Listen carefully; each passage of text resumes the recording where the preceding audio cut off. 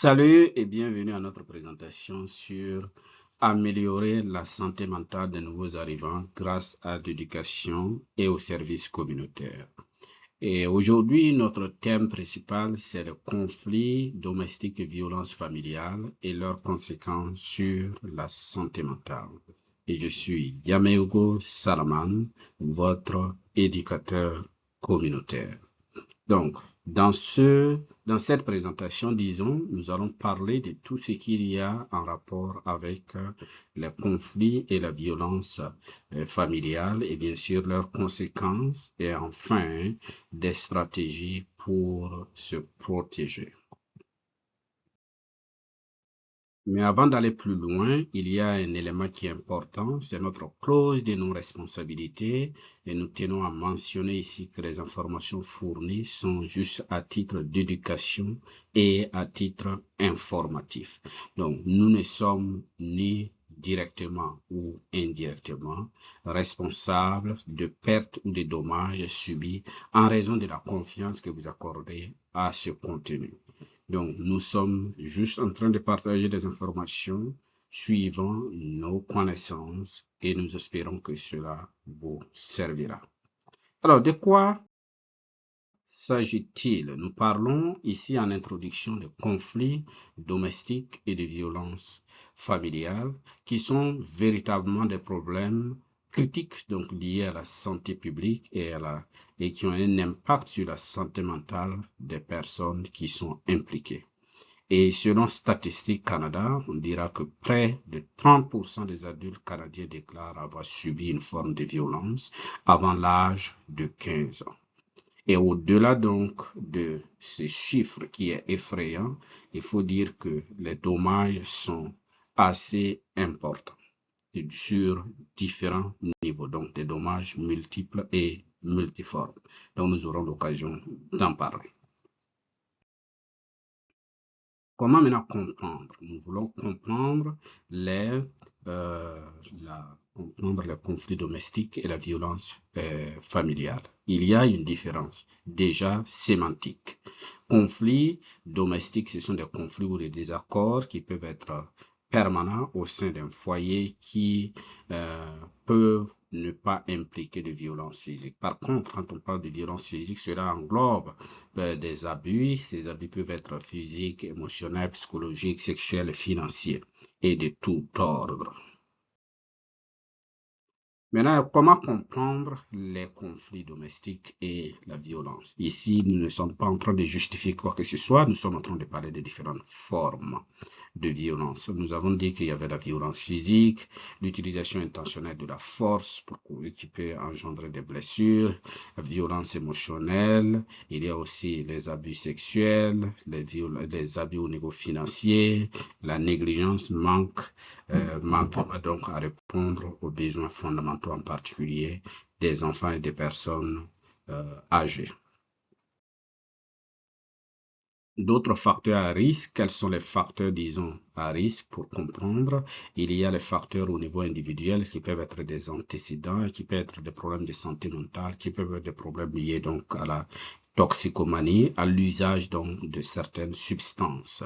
Il y a aussi des facteurs à risque comme relationnel, déséquilibre donc de pouvoir, manque de communication, de dépendance économique. Et il y a d'autres facteurs sociaux, donc des normes sociales tolérant donc la violence, des inégalités et les impacts, bien sûr, il peut y avoir des impacts de tout ordre, comme je l'ai déjà mentionné, et entre autres impacts, on a les impacts neurobiologiques qui peuvent être engendrer un stress accéléré ou de la dépression. Et quel est le cycle, donc, disons, des conflits domestiques et de la violence? Il y a le cycle de traumatisme et les liens traumatiques qui sont des phénomènes donc psychologiques interconnectés et qui peuvent aussi être donc, disons, des cycles assez traumatiques pour la personne qui en subit.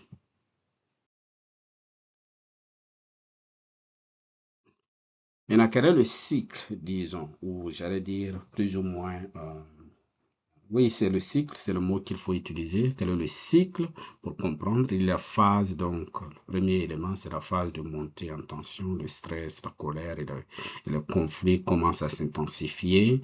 Et puis, il y a la phase de l'incident ou d'explosion où le conflit a lieu. Et il y a la phase, parfois, de réconciliation, j'allais dire, des lunes de miel.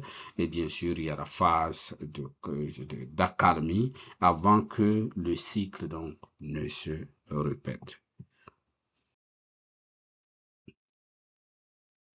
Et comment il faut briser donc ce cycle? Il faut passer par la sensibilisation et l'éducation, il faut passer par des thérapies de soutien, établir donc des limites, développer l'estime de soi et la purification ou des sorties pour quitter son environnement. Quelles sont, disons, les conséquences sur la santé mentale?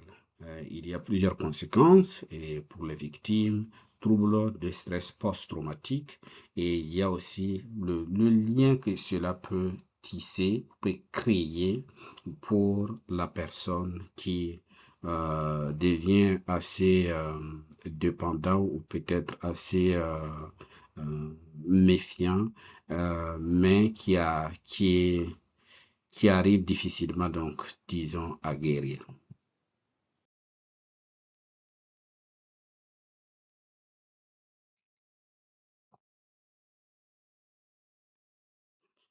Les conséquences, entre autres, les principaux aspects, donc, nous avons parlé d'autres conséquences qui sont liées au syndrome de Stockholm, hein, qui sont liées, comme j'avais déjà mentionné, le lien traumatique, la menace perçue et l'instinct de survie, l'isolement et la dynamique donc de pouvoir et la dissonance cognitive. Pour les enfants donc, qui sont témoins, il y a le risque accru de retard de développement, de problèmes de comportement et de difficultés scolaires. On dit que la probabilité est plus élevée de développer des problèmes de santé mentale et, par rapport aux enfants qui en font face. Et l'étude sur les expériences négatives donc, montre qu'un enfant qui est témoin de ces situations-là peut en développer et en devenir assez dépendant et garder ce lien post-traumatique ou ce lien traumatique. L'étude, disons, classe les adversités de l'enfance, donc, disons, en trois euh, domaines principaux. Il y a l'abus, il y a la négligence et il y a le dysfonctionnement, disons, domestique. Les conséquences donc sur la santé mentale, nous parlons toujours, et il y a l'impact psychologique, il y a l'impact donc comportemental, nous avons parlé de l'impact, comment est-ce que les personnes victimes peuvent agir ou réagir. Entre autres conséquences, l'impact sur la santé, dont on a mentionné, dépression, euh, anxiété, et traumatisme, et il y a aussi le traumatisme intergénérationnel. Et comme on a mentionné, on dit que les enfants témoins de violences conjugales sont 3 à 4 fois plus susceptibles de subir ou de commettre des violences conjugales à l'âge adulte. Et environ 30 à 60% des enfants vivant dans les foyers victimes de violences domestiques subissent également des violences physiques ou émotionnelles directes. Donc, entre autres dynamiques liées à la psychologie des personnes qui commettent donc ces actes, il y a la dynamique de pouvoir et de contrôle, où la personne cherche à avoir un ascendant sur les victimes, et il y a des motivations qui sont aussi liées au fait que les personnes cherchent souvent à établir leur domination comme moyen de compenser les sentiments d'inadéquation et d'insécurité. Et les tactiques incluent entre autres l'intimidation, les menaces, la coercition et l'isolement.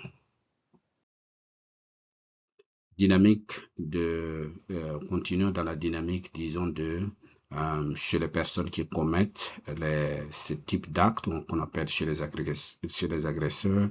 Il y a des traits de personnalité narcissique et il y a aussi les éléments de manipulation, manque d'empathie, et puis ces personnes croient que le système législatif les protège et donc ces personnes agissent sans aucune crainte. Donc, on continue donc dans cette dynamique et il y a les colères non résolues, il y a l'impulsivité, il y a les explosions donc disons donc liées à ces situations de colère non résolue ou d'impulsivité. Donc, en continuant en distorsion cognitive, il y a donc la projection que la personne, l'agresseur, peut accuser la victime ou jouer à la victime alors que c'est la personne en réalité qui est responsable et qui est en réalité l'agresseur.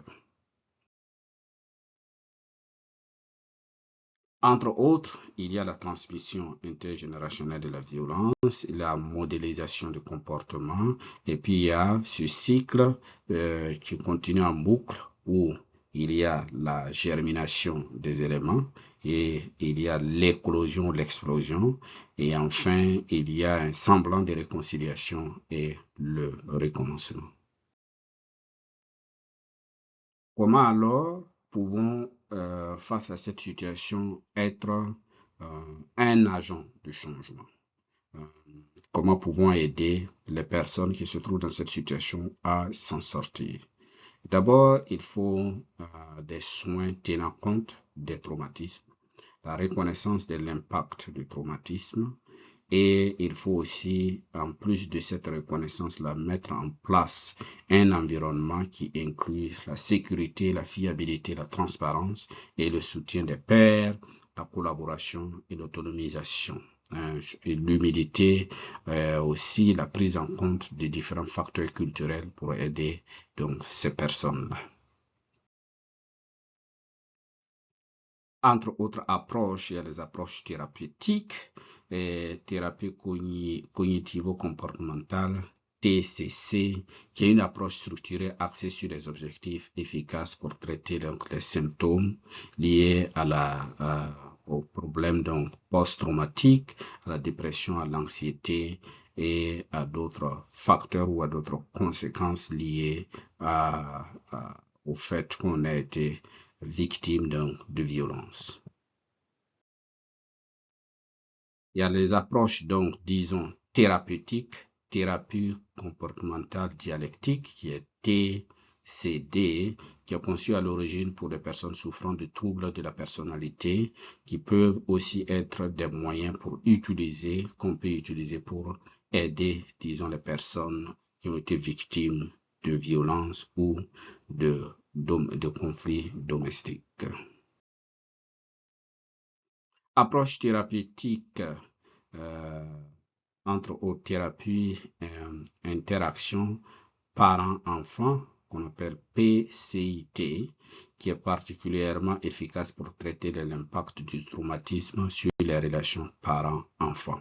Et cette approche, disons, est fondée sur des données probantes qui visent à améliorer les interactions positives entre les parents et les enfants, à améliorer les techniques parentales et à résoudre les problèmes de comportement chez les enfants touchés par un traumatisme quelconque. Et les parents sont coachés en temps réel pour mettre en œuvre des stratégies qui favorisent un sentiment de sécurité et d'attachement chez leurs enfants. Il y a entre autres, bien sûr, le soutien communautaire dont on a parlé, le groupe de soutien et des réseaux de pairs. Il y a des interventions culturellement sensibles, ça veut dire qu'il faut s'adapter aux valeurs culturelles et comprendre les valeurs culturelles dans le processus d'une guérison beaucoup plus longue et beaucoup plus compréhensif.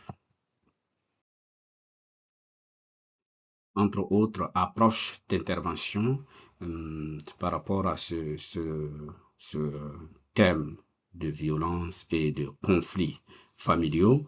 Il y a l'éducation sur les relations saines et la résolution de conflits, formation donc aux enseignants et l'environnement des classes sensibles donc au traumatisme. Donc, une certaine sensibilisation au niveau des programmes scolaires.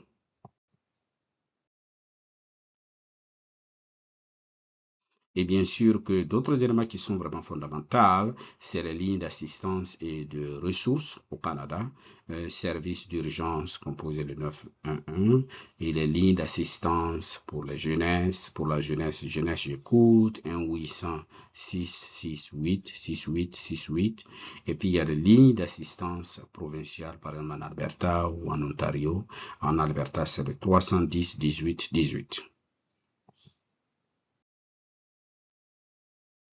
Conseils pratiques pour les familles et les communautés. Pour les familles, il faut favoriser une communication ouverte et établir des limites saines, demander de l'aide d'un professionnel lorsque le conflit s'intensifie ou deviennent ingérables.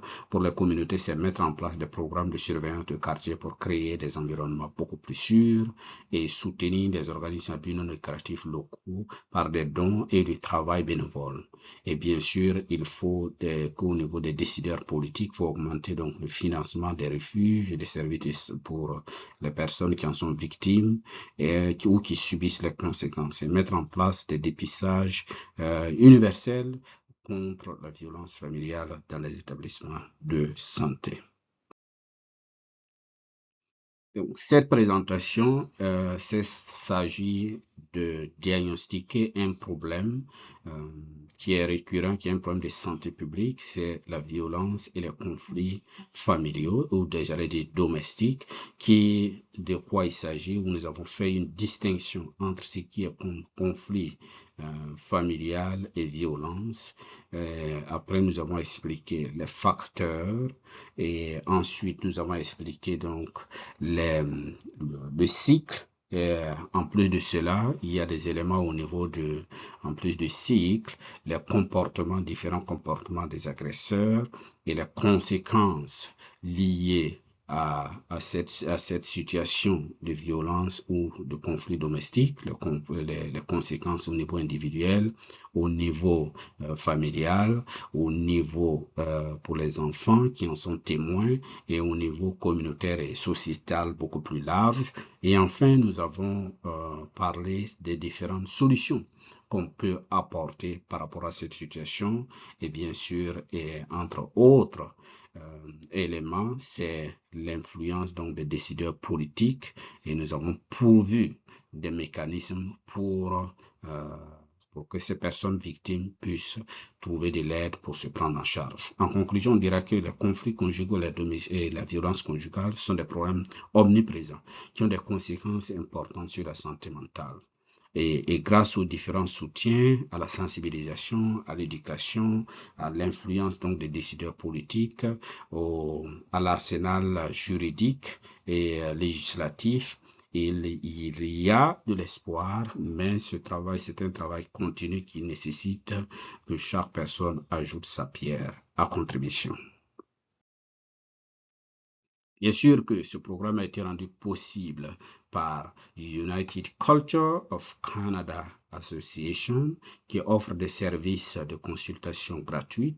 Et si vous avez des questions, veuillez prendre contact avec freepsychologicalcounseling@ucca.ca et vous pouvez aussi aller sur le site web.